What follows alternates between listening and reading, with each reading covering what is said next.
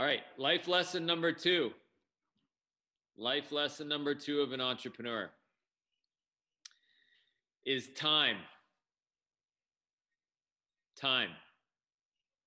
Had a chance to talk to my friend Brandon yesterday. I know some of you guys are on the call, work with Brandon. And, unfortunately, he's at some things for family, had a death in the family today, and he has a funeral to go to. And, I talked to him a little bit yesterday, gave him a lot of love and a lot of support. And we just kind of talked. I was like, listen, man, my battle, ever since I lost my parents to cancer 7-8 years ago in a matter of 3 months, my battle is not money. Although I want to make a ton and I plan on it, continue to do it. My battle is time. I want to have freedom of choice and freedom of time through the choices I've made in my career to come through for you guys and to come through for people on a national and international scale, whether in my family or outside of my family. And so when you think of time, you got to think of it like assets and liabilities. So I see obviously a lot of you guys on the call. So Dejan Street Sweeper, what's up, my friend? I see you on the call. Good morning. You ever wonder what people are doing when they're not on screen too? Is that just me? Yeah, every once in a while. Yeah, they're probably like sitting in their boxers, listening. Anyways, moving on. So what when you think of assets and liabilities, do you remember anything about assets and liabilities? What does that mean to you? Yeah, when I think of like an asset, I think of something that's going to benefit me long term. So like I get up and go to the gym every morning because I know it's going to help keep me healthy and keep me mentally strong for the rest of my day, versus like a liability.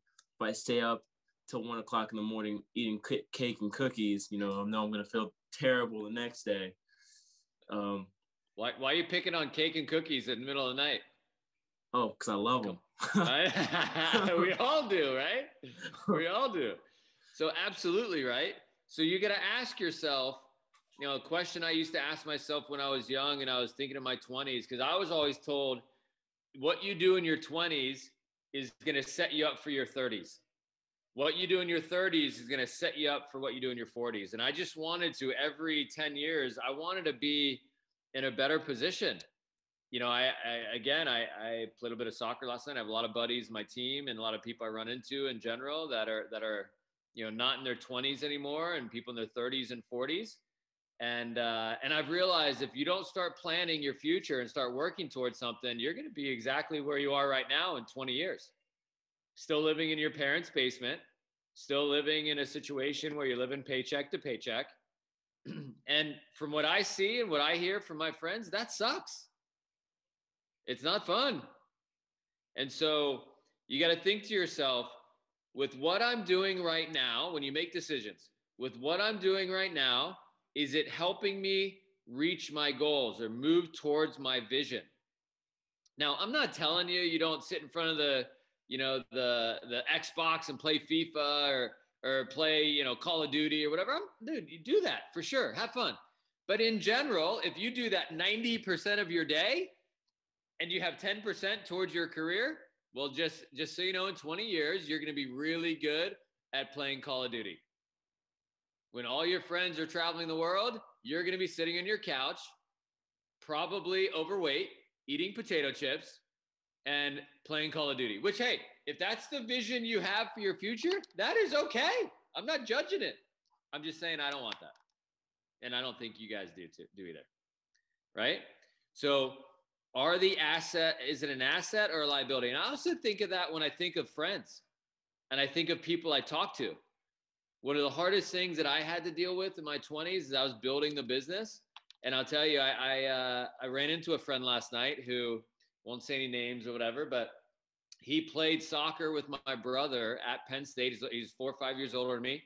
A freaking awesome soccer player. Like, he's from Europe, came to the US to play, All-American at Penn State, like really good. He was playing on the other team that I was playing against. And he said such nice things to me. He said, "Hey, Ken, I follow you on LinkedIn. I follow you on the things you do with the business. How's it going?" And I told him a little bit about what's happening with Target and everything else. And he's like, "Man, that's so cool. I'm so proud of you." And he's like an older brother figure to me in a way, because my brother and him are super tight, super good friends. And it was just it was just really nice to hang out with him and see him. I've seen him forever, but to think that he knows, because for a period of time, my 20s and 30s, we didn't see each other. And as we got reconnected, we actually went to Utah 2 years ago. He knew that my brother and I just went to Utah a month ago. And he's like, man, I heard you guys got 42 inches of snow in like 3 days and it was epic. And I'm like, bro, you remember that back mountain that we got on? And we were talking about it. But again, you got to think about with my friends, are they helping me grow? Or are they constantly nagging on me about trying to be successful? Are they constantly giving me shit because I'm trying to pursue my dreams? Well, I've learned in my life, my buddies, my close circle of really best friends, and even people in the business that are my best friends, they normally, and including my wife, who you guys know that I got the jackpot when I married her. They build you up. They push you to reach your goals. They don't pull you down. They don't try to, they don't say things like, oh, you're not hanging out with me because you're working. No, they're like, no, I get it. I know you got big goals and it's for us. And they push you to get out of the house. They push you to do things. So again, you got to think about assets and liabilities. And when it comes to time, you got to remember life is not a dress rehearsal. And if you don't start working hard to creating and building the life that you want and living the life that you want, I'm telling you, it's going to go fast. It's going to pass you by. And not to get too morbid, but, last night before the game, there's a guy that played on my team, 41 years old. It's been now almost 2 years. He had a heart attack. I'm not kidding you. We played on Sunday. It was actually one of my best buddies on the team. His name's Adam. And 3 days later, I get a text message from my other friend on the team. He's like, hey, did you hear about Adam? I'm like, no, what's up? It's like he had a heart attack this morning and died. It was awful. And I was like torn up for 2 weeks. And it still drives me nuts thinking about him. And, last night before the game, we did a moment of silence because it was the first time we've come back together since COVID and everything else. And so I'll tell you guys, it's crazy, but life is not a dress rehearsal. You got to get aggressive about what you want to accomplish. And really, what are you waiting for? You know what I mean? Like, are you waiting for like the skies to open or what are you waiting for? Get after it. Reach your goals. Start making progress to what you really want. Right. And, the last thing I would say about time is remember, someday you're going to be paid $1,000 an hour or more for what you do. And if you're going to make that type of money in this world, you got to be valuable. You got to bring something that people want. Now, for me, what I've created is, it's kind of interesting because it's not a natural talent.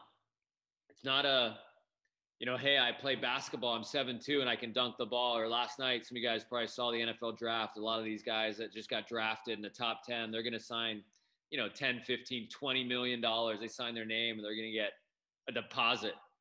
Now, and that's for all their track record and performance in college and other things. And obviously there's some people went up in the draft, some people dropped in the draft or whatever.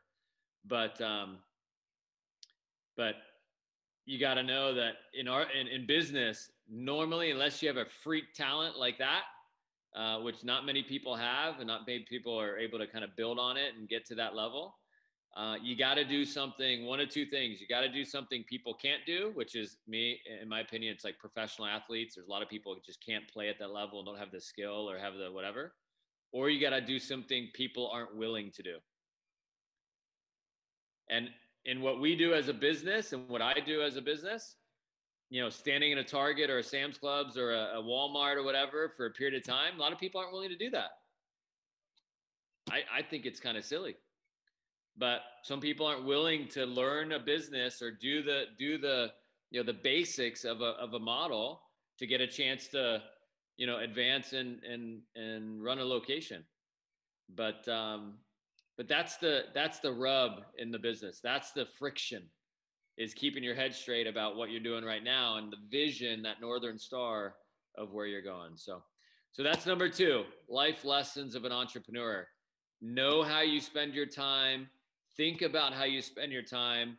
What I'm really proud of when I look at this call, there's a lot of you on this call that have lately, as of late, taken their life and their opportunity and just really themselves more serious, and getting into the gym, reading books, listening to audio tapes.